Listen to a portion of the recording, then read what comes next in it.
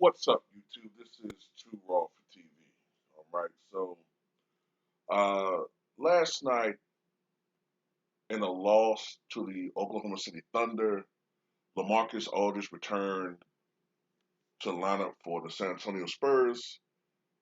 I believe he had 11 points and 7 rebounds. Now, Lamarcus Aldridge at this point is on the downside of his career, clearly. He's 35 years old. I think he's averaging something like maybe 13 or 14 points a game for the San Antonio Spurs. Um, right now, he's at 19,864 career points. Now, during his days with the Portland Trailblazers, he was a guy that would consistently give you something like 20 plus points and 8 to 9 rebounds per game. And I guess what I'm asking here is, as he potentially closes in on 20,000 career points, I think I've done videos like this for other players, Joe Johnson, Antoine Jameson. 20,000 points seemed to be, or at least at one point in time, was that mythical uh, mark, which almost always ensured Hall of Fame enshrinement. Increasingly, though, it's no longer the case. Okay, so what I'm asking you guys is, do you think that Lamarcus Aldridge has done enough in his career, or potentially when everything is all said and done, will he have done enough to be enshrined in the Naismith Memorial Basketball Hall of Fame? Now, for a long time, the only player who had scored over 20,000 points not to be in the Hall of Fame was Tom Chambers. And it's interesting because Tom Chambers, there's some parallels with him and Aldridge. Now, their games weren't exactly the same, but Tom Chambers was probably amongst power forwards in the late 80s, early 90s, a B plus or A minus level guy. Okay, although he did have that one season where he was putting up something like 27 points and I think 7 or 7.5 rebounds or something like that. When he was with the Phoenix Suns, scored that career high 60 points. Also had a 56-point game that season as well. I think he had a 60-point game against his former team, the Sonics. But he was the only guy for a long time to score 20,000 points and not be in the Hall of Fame. I remember when he reached his 20,000 career points, it was in a short-lived return with the Philadelphia 76ers, I think during the 96-97 season.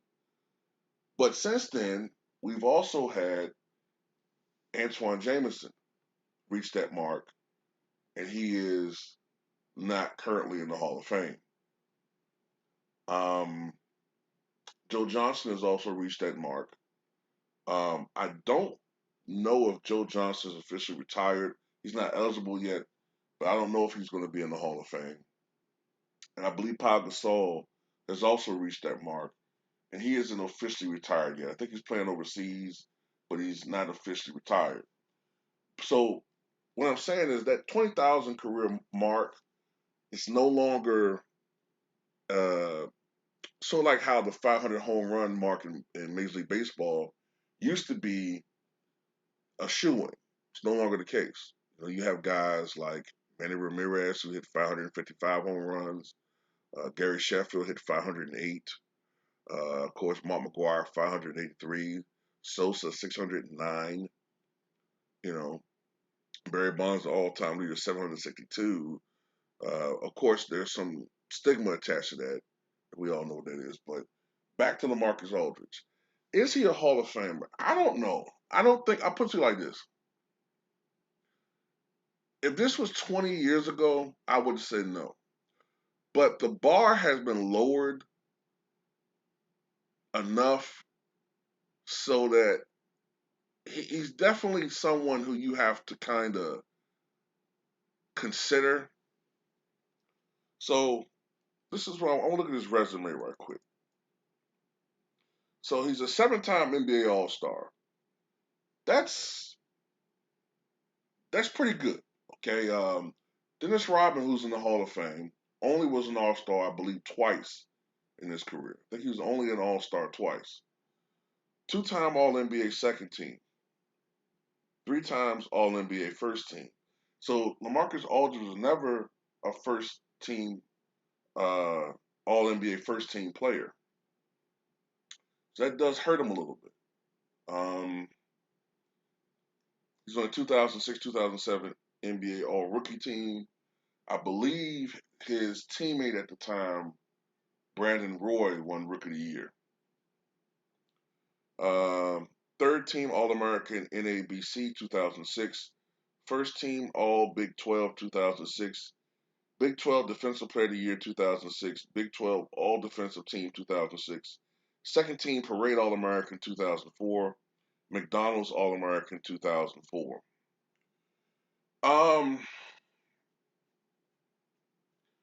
I would have to say that when you consider his lack of playoff success, not just championships. I think championships are overrated to an extent. But when you see his lack of playoff success, um,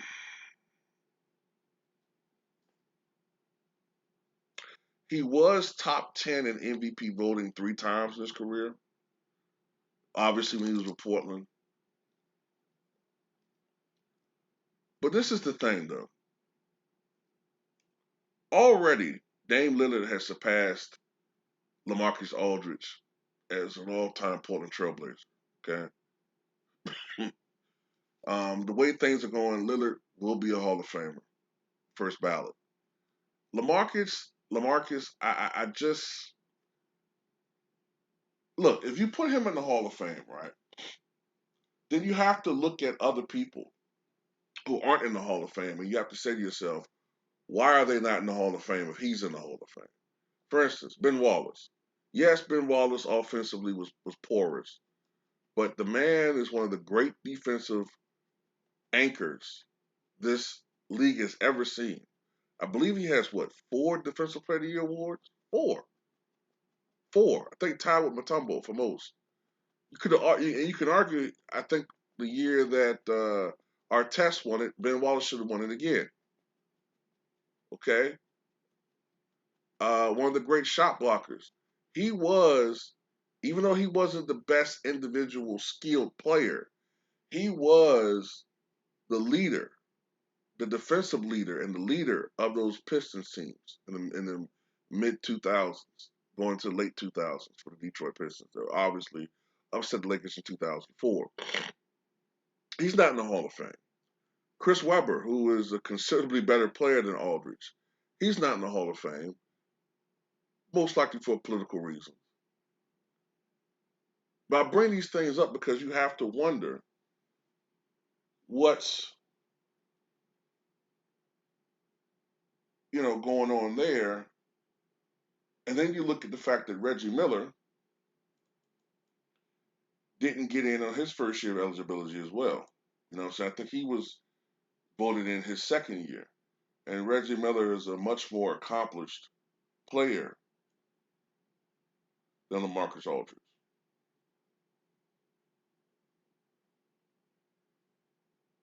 So I don't know. I just have to say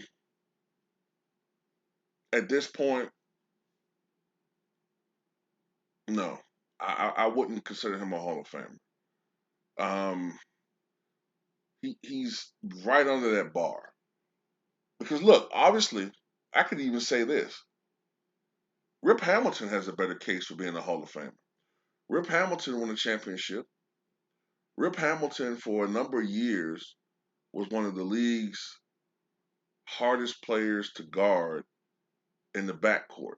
You know, he was a mid-range master, a perennial 20 points per game guy. And not only when you look at the championship that they won in Detroit, he also won a championship with UConn in '99, I believe. So when you look at his overall resume, it's probably better than Aldridge. I have to look at it. Let me look at it right quick.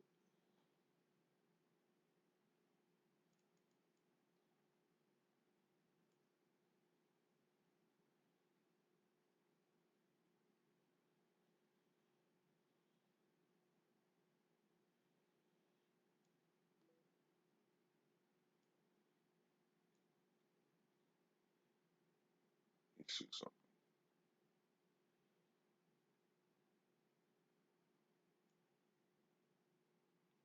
So when you look at Rip Hamilton, NBA champion 2004, three-time NBA All-Star. So he wasn't an All-Star as many times as Lamarcus Aldridge. His number 32 retired by the Detroit Pistons, NCAA champion, 1999, NCAA Final Four Most Outstanding Player, 1999, consensus First Team All-American, 1999, consensus Second Team All-American, 1998, two-time Big East Player of the Year, 1998, 1999, two-time First Team All Big East, 1998, 1999, Second Team Parade All-American, 1996, McDonald's All-American, 1996. Now, he didn't get anywhere near 20,000 points, but he did average 17 points, 3.2 rebounds, 3.4 assists, scored 15,708 points, and let me see.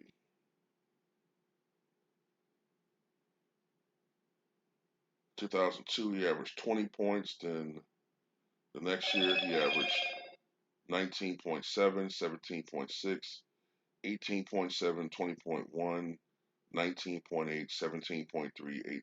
Matter of fact, let me look at something. Let me go one better.